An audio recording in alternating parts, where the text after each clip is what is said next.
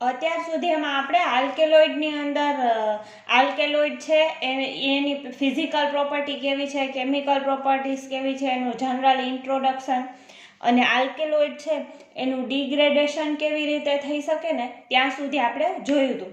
હવે આલ્કેલોઇડ ધારો કે કેવી રીતે ડિગ્રેડ કરી શકાય અને સિન્થેસિસ કેવી રીતે કરી શકાય એ બધું જોયા પછી આલ્કેલોઇડ છે ને એક વિશાળ ભંડાર છે, પણ આપણે એમાંથી ખાલી કેટલા આલ્કેલોઇડ, તો કે તમારા સિલેબસમાં માત્ર 3 આલ્કેલોઇડ આપેલા છે.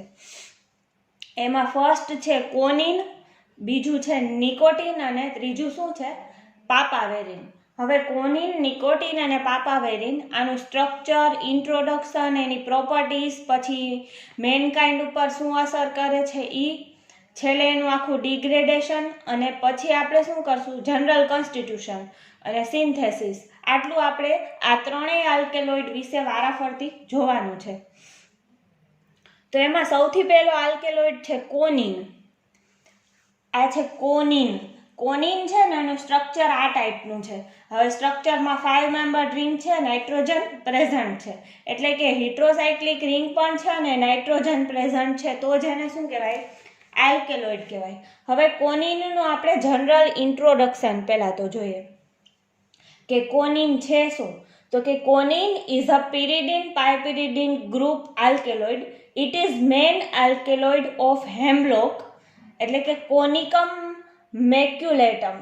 હવે જો આ મેન કયા ગ્રુપનો આલ્કેલોઇડ છે, તો કે હેમલોક ગ્રુપનો આલ્કેલોઇડ છે. હેમલોકને શું કહેવાય, તો કે હેમલોકને કહેવાય કોનિકમ મેક્યુલેટમ. આ એક વર્ડ તમારે યાદ રાખવો પડશે, કેમ કે કોનિન, નિકોટીન ને પાપાવેરિનમાંથી કોઈ પણ એક પ્રશ્ન હોય જ છે. એની માણસ ઉપર શું અસર થાય છે, તો કે ઇટ ઇઝ પોઈઝનસ, ઝેરી છે, which paralyse the central nervous system and the motor nerves, which paralyse the central nerve system and nerves which control the muscles and hence ultimately cause the death by stop breathing. એક તો central nervous સિસ્ટમને અસર કરશે અને આપણા શ્વાસ છે ને એને રોકશે, શ્વાસને રોકી નાખશે, અથવા તો થોડાક ધીમા શ્વાસ થઈ જાય તો પછી શું, તો કે વેન્ટિલેશન ઉપર રાખવા પડે કોઈ પણને, અને પછી ત્યારબાદ જો એને પૂરતા પ્રમાણમાં ઓક્સિજન ન મળે તો ક્યાં સુધી, તો કે એનું માણસનું મૃત્યુ પણ થઈ શકે. ત્યાં સુધી આ કોનિન છે એ ખતરનાક છે.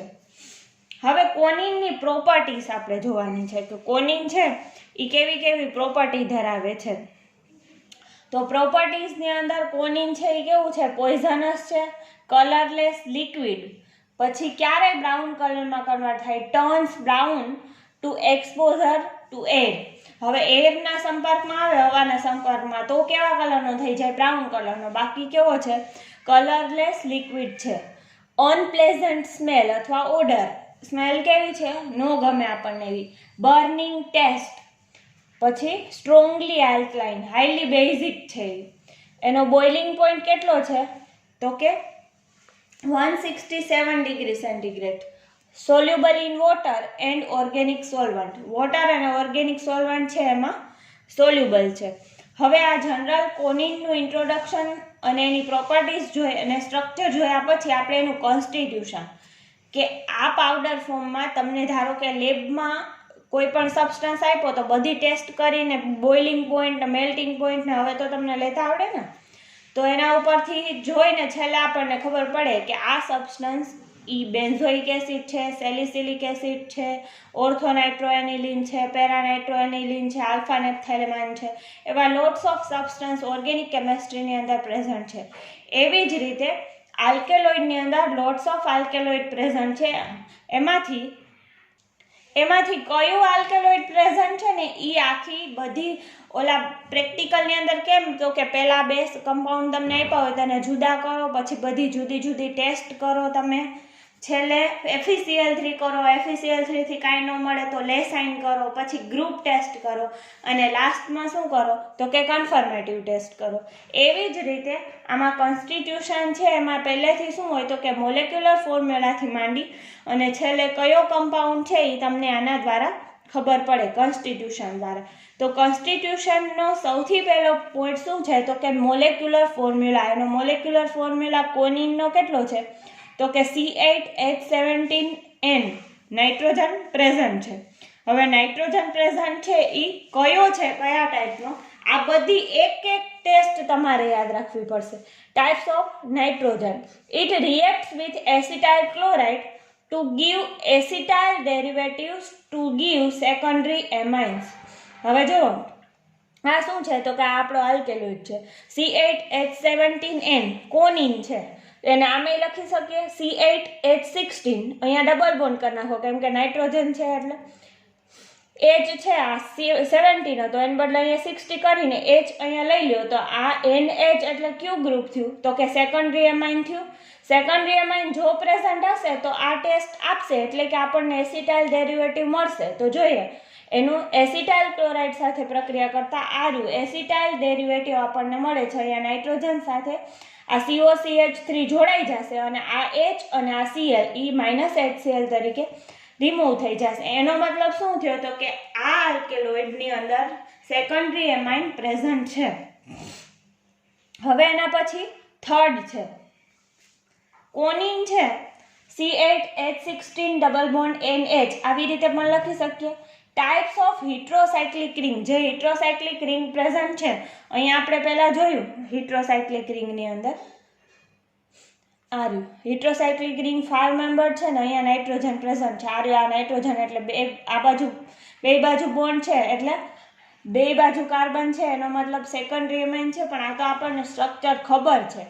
અહીંયા આપણે ટેસ્ટ કરીએ છીએ એ બધી કેવી રીતે કરીએ છીએ તો કે હજી આપણને આલ્કેલોઇડનો આ કોનિનનો ખાલી મોલેક્યુલર ફોર્મ્યુલા ખબર છે પણ કોનિનનું સ્ટ્રક્ચર કેવું છે ને એ નથી ખબર.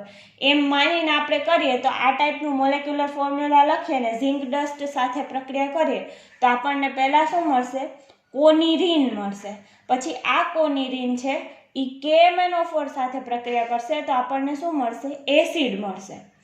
હવે જુઓ આ રહ્યું કોનિન છે એનું સ્ટ્રક્ચર અત્યારે આપણને ખબર છે C8H16 ડબલ બોન્ડ NH એનું આ ટાઈપનું સ્ટ્રક્ચર થાય.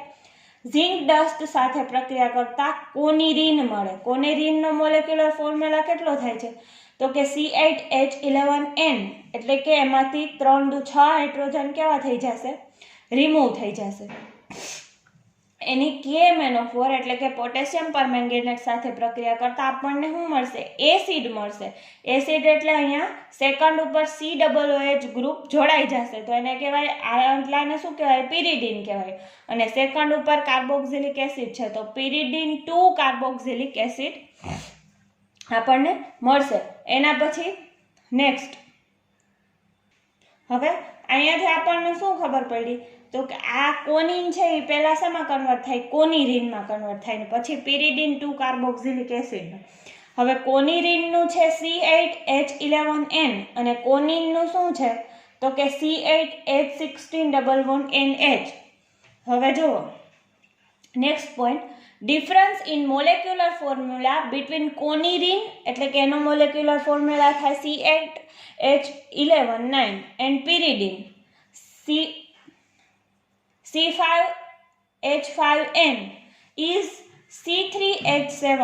એની વચ્ચે ડિફરન્સ કેટલો છે, જો અહીંયા C5H5N છે પિરિડીનની અંદર અને કોનિનની અંદર શું છે C8H11N. પિરિડીનની રિંગ આટલી જ કહેવાય પાયપિરિડીન. અહીંયા વચ્ચે બોન્ડ રાખો એટલે પિરિડીનની રિંગ થઈ જાય. એની બેની વચ્ચે આટલો ડિફરન્સ છે, 3 કાર્બન ને 7 હાઇડ્રોજન. એટલે હવે એ ક્યાંક વચ્ચે જોડાયેલા હશે એની આજુબાજુ તો કે so that side chain is position 2 may be propyl or isopropyl. So coniine has either structure 1 or structure 2. અહીંયા જુઓ અહીંયા આપણને સેકન્ડ પોઝિશન ઉપર કાર્બોક્સિલિક એસિડ મળ્યો ને આ કોનિનની પ્રક્રિયા કરતા, એનો મતલબ શું થયો કે અહીંયા સેકન્ડ પોઝિશન ઉપર હજી કંઈક પ્રેઝન્ટ છે. એ શું પ્રેઝન્ટ છે અત્યારે ખબર છે કે C3H7 પ્રેઝન્ટ છે પણ જ્યારે સાયન્ટિસ્ટોએ પ્રક્રિયા કરી હશે ત્યારે એ લોકોને નહીં ખબર હોય તો ત્યારે આટલો જે ફર્ક આવે છે ને C3H7નો એ શું છે ને ક્યાં છે એ નથી ખબર. તો કે પહેલાં અહીંયા તો ખબર પડી ગઈ કે આ એક રિંગ તો પ્રેઝન્ટ છે.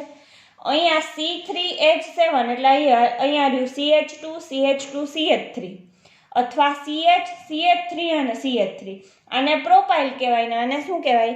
આઇસોપ્રોપાઇલ કહેવાય. આ બેમાંથી આ ટાઈપનું સ્ટ્રક્ચર છે કે આ ટાઈપનું સ્ટ્રક્ચર છે એ ત્યારે કોઈને નહોતી ખબર, તો એના માટે હવે આગળ કાં તો કોનિનનું સ્ટ્રક્ચર આ ટાઈપનું હશે અથવા તો આ ટાઈપનું હશે, એવા બે ધારણાઓ ઉત્પન્ન થઈ. હવે જો but the actual structure of coniine is found to be structure 1. પણ કયા ટાઈપનું, જ્યારે આપણે એનું સ્પેક્ટ્રોસ્કોપિકલ એનાલિસિસ કર્યું ને ત્યારે આ કોનિનનું એકચ્યુઅલ સ્ટ્રક્ચર કેવું મળ્યું? તો કે સ્ટ્રક્ચર 1 જેવું મળ્યું. Coniine heating with hydroiodic acid at 300 degree centigrade under the pressure gives the N-octane એટલે કે નોર્મલ ઓક્ટેન, નોટ આઇસો-ઓક્ટેન. જ્યારે કોનિનની હાઇડ્રોઆયોડિક એસિડ સાથે 300 ડિગ્રી ટેમ્પરેચરે પ્રેશરની હાજરીમાં પ્રક્રિયા કરી તો નોર્મલ ઓક્ટેન મળ્યું, એટલે કે શું આખી ઓક્ટેનની એમને સિરીઝ મળી, નહીં કે આઇસો-ઓક્ટેન. આઇસો-ઓક્ટેન ન મળ્યો. So it is possible if coniine has structure 1. એટલે આપણે એવું ધારી શકીએ કે જો અહીંયા આઇસો ગ્રુપ નથી મળ્યો, આને આઇસોપ્રોપાઇલ કહેવાય અને આને નોર્મલ પ્રોપાઇલ કહેવાય. તો આઇસોપ્રોપાઇલ નથી મળ્યું એનો મતલબ શું? તો કે અહીંયા સ્ટ્રક્ચર 1 જેવું કોનિનનું સ્ટ્રક્ચર હોઈ શકે. આ કોનિન એની હાઇડ્રોઆયોડિક એસિડ સાથે પ્રક્રિયા કરી તો અહીંયાથી NH3 છે એ છૂટા પડી જાય. તો આ 1 2 3 4 5 6 7 8 અને આ 8 3 અને કેટલા 5 આ નાઇટ્રોજન સાથે જોડાયેલા કાર્બન એ અહીંયા નોર્મલ ઓક્ટેન તરીકે મળ્યા અને NH3 રિમૂવ થઈ ગયો. એનો મતલબ શું? તો કે કોનિનમાં પ્રોપાઇલ ગ્રુપ પ્રેઝન્ટ છે, નહીં કે આઇસોપ્રોપાઇલ ગ્રુપ. હવે એના પછી નેક્સ્ટ જોઈએ complete Hofmann exhaustic degradation of conin followed by the reduction yields normal octane. હવે જો હોફમાન એક્ઝોસ્ટિક ડિગ્રેડેશન ઓફ કોનિન કર્યું હોફમાન મેથડથી તો આપણને શું મળ્યું?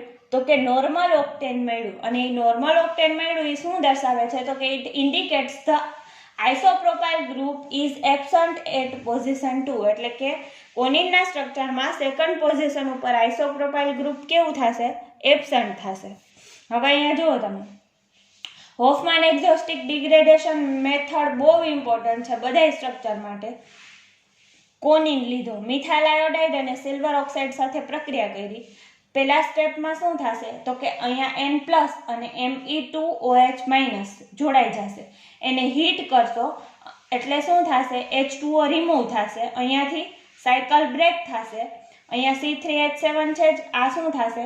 NMe2 આટલું અહીંયાથી -H2O તરીકે રિમૂવ થશે. આ OH-, અહીંયાથી સાયકલ બ્રેક થશે. હવે જુઓ, ફર્ધર મિથાઇલ આયોડાઇડ અને સિલ્વર ઓક્સાઇડ સાથે ફરીથી ડિગ્રેડેશન મેથડ સાથે પ્રક્રિયા કરશે. અહીંયા શું મળશે? NMe3OH-. ફરીથી હીટ કરો, સેમ પ્રોસેસ. H2O રિમૂવ થશે. શું થશે? તો કે આપણને મળશે નોર્મલ ઓક્ટેન પ્લસ NMe3+.